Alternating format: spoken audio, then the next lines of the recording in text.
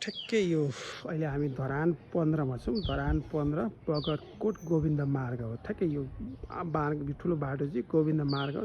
बगरकोटबाट अलिकति उत्तर आउनुपर्ने हुन्छ। उत्तर आउँदाखेरि यहाँले ठ्याक्कै यो बाटोबाट अलिकति लगभग यो एउटा घर यता पश्चिमतिर पस्नुभयो भने यो देखेको घरको ठ्याक्कै पछाडिपट्टि छ।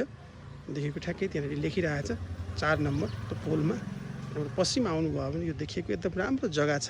10 दूर जग्गा आएको छ। ठ्याक्कै यतापट्टि यो वाल सिमाना भयो। यो एकदम राम्रो ठुलो मुख छ। 42 फिट मुख भन्नुभएको छ।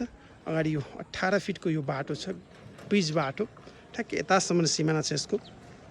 म यहाँलाई यता यो उत्तरतिरको सिमाना देखाइदिनेछु। ठ्याक्कै यो सिमाना भयो यतातिरको। पछाडि त्यहाँ वाल पनि छ, रुख बिरुवाहरू पनि छन् पछाडि। यहाँले हेर्न सक्नुहुन्छ एकदम राम्रो लोकेसनमा छ। यो धरानतिर यहाँले जग्गा खोज्दै हुनुहुन्छ भने राम्रो जग्गा आएको छ। वरिपरिको लोकेसन हेर्न सक्नुहुन्छ। यहाँलाई म घुमाएर देखाइदिन्छु वरिपरिको लोकेसनहरू।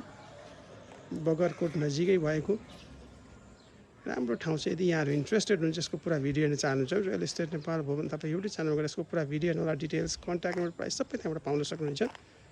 थ्याङ्क यू, धन्यवाद।